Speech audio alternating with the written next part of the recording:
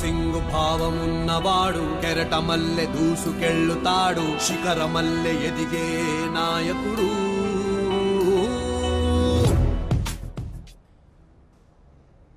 మరోవైపు బాబాయ్కు అబ్బాయి మద్దతు ప్రకటించారు. ఏపీలో అలిపెరగని పోరాటం చేస్తున్న పవన్ కళ్యాణ్కు అండగా ఉండేందుకు డిసైడ్ అయ్యారు మెగా పవర్ స్టార్. పవన్ వెంటే ప్రచారం చేసేందుకు రాజకీయ రంగస్థలంలో దూకారు హీరో రామ్ చరణ్. ఇవాళ విశాఖ జిల్లాలో పవన్తో పాటు రామ్ చరణ్ తేజ్ ప్రచారం నిర్వహించనున్నారు. అనకాపల్లి, పెందుర్తి సభల్లో పాల్గొననున్నారు. హనుమంతుడి గుండెలో కొలువై ఉన్న రాముడు, మా అందరి గుండెల్లో కొలువై ఉన్న పవనుడు. మాటిస్తే వస్తాడు, నచ్చిందే చేస్తాడు. మాటిస్తే వస్తాడు, నచ్చిందే చేస్తాడు. పేదోడి కంట నీరు కనిపిస్తే ఆగలేడు, ఎవరైనా తప్పు చేస్తే మౌన. జనసేన అధినేత పవన్ కళ్యాణ్ ఇవాళ విశాఖ జిల్లాలో పర్యటించబోతున్నారు. పవన్ కళ్యాణ్తో పాటు ఇవాళ ఆయన అన్న కుమారుడు mega power star Ram Charan కూడా పవన్ కళ్యాణ్తో బహిరంగ సభలో పాల్గొనబోతున్నారు. ముందుగా విశాఖ జిల్లాలోని అనకాపల్లి బహిరంగ సభలో ఇద్దరు పాల్గొంటారు. ఆ తర్వాత పెందుర్తి బహిరంగ సభలో కూడా ఇద్దరు పాల్గొంటారు. నిన్ననే జనసేన అధినేత పవన్ కళ్యాణ్ని కలిసేందుకు mega power star Ram Charan విజయవాడకు చేరుకున్నారు.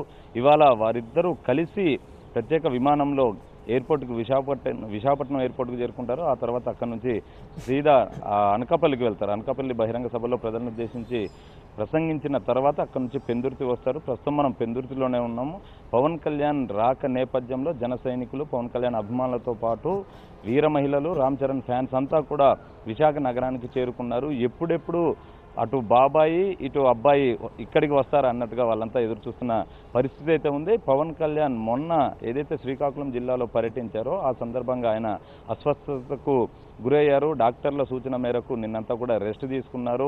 నిన్న మొత్తం రెస్ట్ తీసుకోమని డాక్టర్లు చెప్పినప్పటికీ కూడా అటు తెనాలి బహిరంగ సభలో పవన్ కళ్యాణ్ పాల్గొన్నారు. ఆ తర్వాత ఈరోజు విశాఖ జిల్లాలో పర్యటించబోతున్నారు.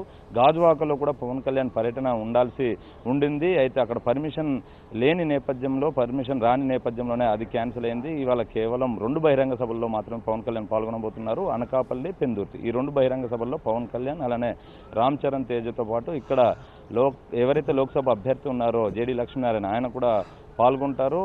పవన్ కళ్యాణ్ ప్రతి బహిరంగ సభలో కూడా ఒకటే చెప్తూ వస్తున్నారు, జనసేన పార్టీ అధికారంలోకి వచ్చినా రాకపోయినా ప్రజలకు అండగానే ఉంటుంది, ఎప్పుడు ప్రజల కోసమే ఉంటుంది, ప్రజా సమస్యలనే పరిష్కరిస్తుంది అంటూ పవన్ కళ్యాణ్ చెప్తూ వస్తున్నారు. ఒక కార్పొరేటర్ కూడా లేని జనసేన పార్టీ ఇప్పటికే ప్రభుత్వం మెడలు వంచి ఎన్నో సమస్యలను పరిష్కరించింది అంటూ పవన్ కళ్యాణ్ ప్రతి బహిరంగ సభలో చెప్తున్నారు. అలానే పవన్ కళ్యాణ్ తన మేనిఫెస్టోలో పొందుపరిచిన అంశాలు ఏవైతే ఉన్నాయో వాటన్నిటిని కూడా ప్రజలకు వివరిస్తూ ముందుకు వెళ్తున్నారు. అటు అధికార విపక్ష పార్టీలు ఇస్తున్న హామీలు ఆచరణకు సాధ్యమయ్యే హామీలు కాదు, జనసేన పార్టీ ఇస్తున్న హామీలు ఏవైతే ఉన్నాయో అవన్నీ కూడా ఆచరణకు సాధ్యమయ్యే హామీలే.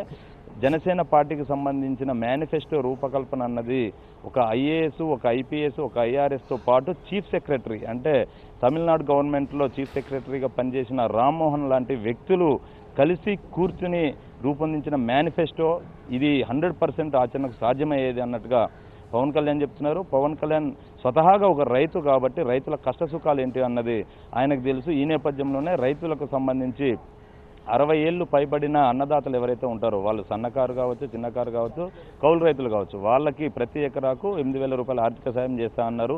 ముఖ్యమంత్రిగా ప్రమాణ స్వీకారం చేసిన తర్వాత మొట్టమొదటి ఫైల్ దీని మీదే సంతకం చేస్తానంటూ పవన్ కళ్యాణ్ చెప్పారు. ఆ తర్వాత కూడా కర్షకులకు సంబంధించే ఏదైతే పెన్షన్ ఉందో పెన్షన్ మీద కూడా ఆయన సైన్ చేస్తా అన్నారు. 5,000 పెన్షన్ ఇస్తా అన్నారు.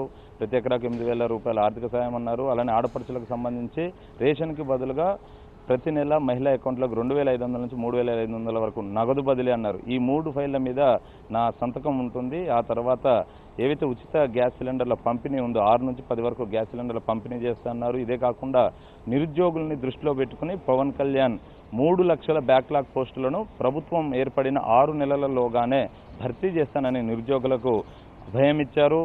అదే కాకుండా తనలాగా 10వ తరగతి చదివిన ఎవరైతే నిరుద్యోగులు ఉంటారో వారిని దృష్టిలో పెట్టుకుని 25,000 పోలీస్ స్పెషల్ పోలీస్ కమాండో పోస్టులను భర్తీ చేయడానికి సిద్ధంగా ఉన్నానంటూ వారిలో కూడా భరోసా నింపే ప్రయత్నం పవన్ కళ్యాణ్ చేశారు. ఆడపడుచులను దృష్టిలో పెట్టుకుని, అంటే 18 ఏళ్ళు నిండిన ఆడపడుచులు ఎవరైతే ఉంటారో వారి పెళ్లిళ్లకు ఆర్థిక సాయం ₹1,00,000 వరకు చేస్తా అన్నారు. అలానే పుట్టింటి సారి పేరుతో 10,116 ఇస్తా అని వారికి అభయం ఇచ్చారు. ఇదే కాకుండా అన్ని వర్గాల వారిని ఆదుకునే విధంగా మేనిఫెస్టోలో అన్ని అంశాలను పవన్ కళ్యాణ్ పొందుపరిచారు. దీంతో పాటుగా వ్యవసాయానికి టాప్ ప్రయారిటీ ఇచ్చారు ఆయన.